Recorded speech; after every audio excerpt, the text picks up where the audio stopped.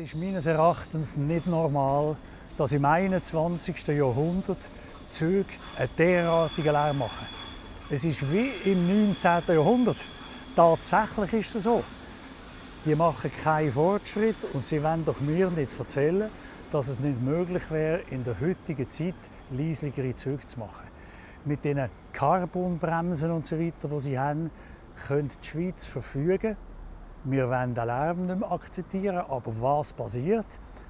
Auch die Stadt Baden hat das Problem noch nie klar genug angepackt und hat denen eigentlich der SBB gesagt, es kommt nicht in Frage, dass im Badener Bahnhof solche Züge einfahren. Wir müssen auf leislicher stellen.